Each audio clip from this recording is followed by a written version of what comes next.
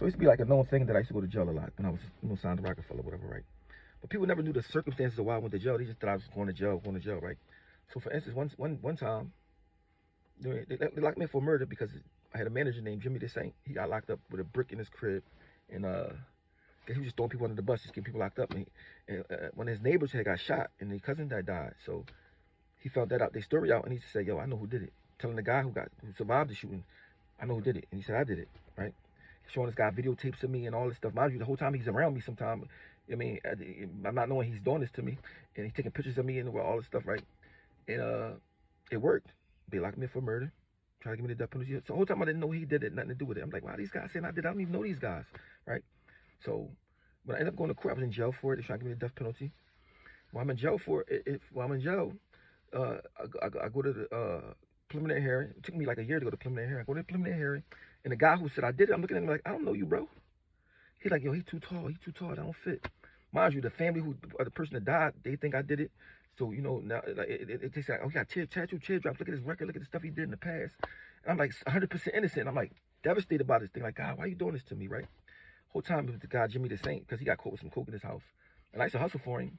And he just threw me under the bus and just, that I would never find out because he didn't have to come to court or do nothing. But the guy who said that was on the stand on me, who got shot, that survived, I kept reaching out to him to talk to him, to ask him why.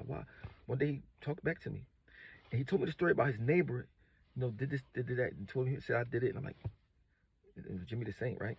And I was like devastated. Mind you, I ain't found out for like 20 years. I just found this out about 3 or 4 years ago, right? Devastated. So mind you, I get out for that murder. What they say happened on that murder was they said the guy tapped the back of my car. I got out and shot him up. First of all, I didn't even have a car in 98. So, but that was whatever. Fast forward to 2002. Got out of jail for the murder 2001, something like that. 2002, we have a concert, right?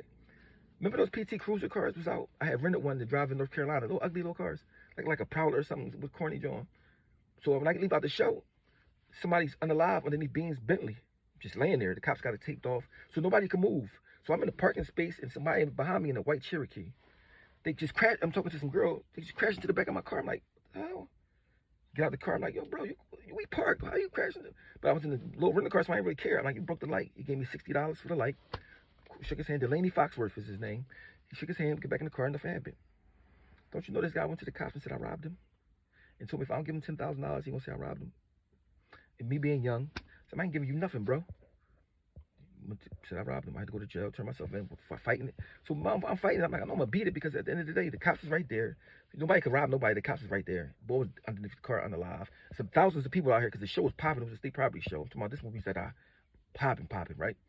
So I'm thinking, there's no way I can lose this case. I go to court. The guy, as soon as he get, how they say, well, do you swear to tell the truth, the whole truth, and nothing but the truth? He's like, Oschino robbed me. They said, we didn't even ask you that yet. I said, oh, this boy tripping. Don't you know? So we going to court. He started feeling bad about it, I guess. Like, oh, I'm doing this. So we come to court, and then, like, at the year we're going to court, like, yo, I'm going to go up there and tell him you ain't do it, man. I'm sorry for doing this to you, whatever. I'm like, man, I don't care what you do at this point. Like, he go in this joint, get on the stand and say, Your Honor, he didn't rob me. The judge like, oh, what you mean he ain't rob you? 2 detectives from the homicide case I had 2 years prior jumped up. Mind you, they don't have nothing to do with this trial, nothing. They said, Your Honor, it's the same thing happened in the murder case. The guy said he did it. Then he's recanted. Either he's paying these people off or he's threatening them. The judge said, oh, yeah, I find you guilty. Immediate custody, revoke his bail. Made me convicted felon for the rest of my life, right? I'm talking about that's how crazy my life is. I'm like, yo, I'm talking about, I'm in shock. Like, what the? How they gonna? Why would I rob you for $60 and I just got paid $5,000? Why would I? So I told my lawyer, I said, ask him this question. When I robbed you, did you give me how much you wanted to give me, or did I go in your pockets?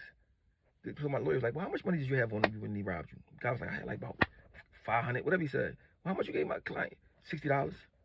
What kind of robbery is that, right? So in my head, I'm like, I can't possibly lose this.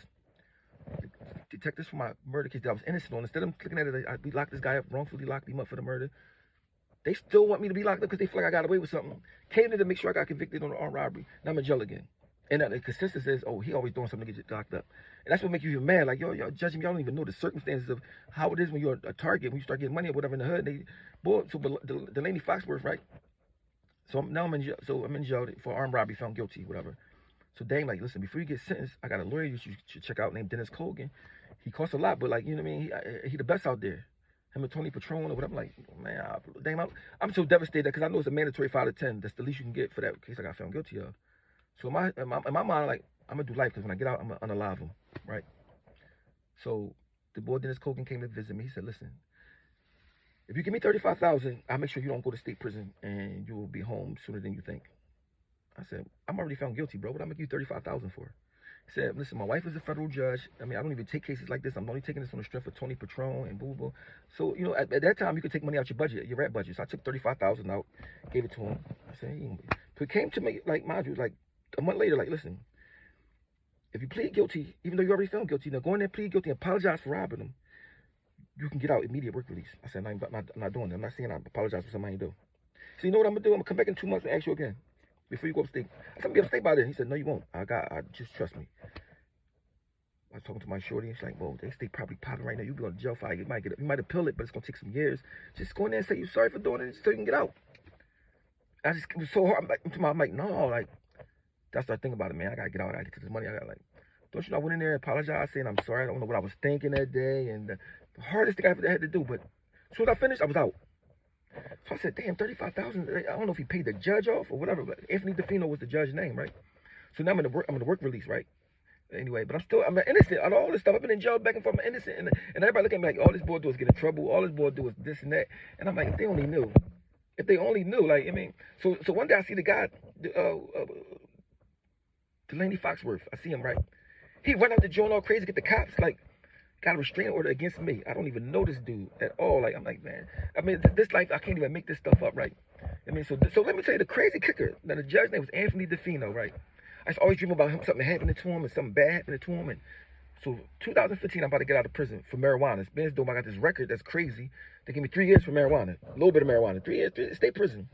I'm about to get out. I get the newspaper. Well, it's a picture of Anthony DeFino in there. In a house fire, he got unalived. His wife got out, but he didn't. So I said, no matter what, he might did something to me, but God gave him hell on earth. You can look it up. Anthony DeFino, judge, house fire, pops right up. I mean, he locked me up for something. He didn't care if I was innocent or not. He just wanted to show his power and put his feelings and emotion involved. Took me from my family, and then God took him from his family. And I mean, that sounds cruel and wrong, but that's God did it. It wasn't me. I mean, so sometimes you got to be careful. You think you got all the power in the world, and sometimes you don't.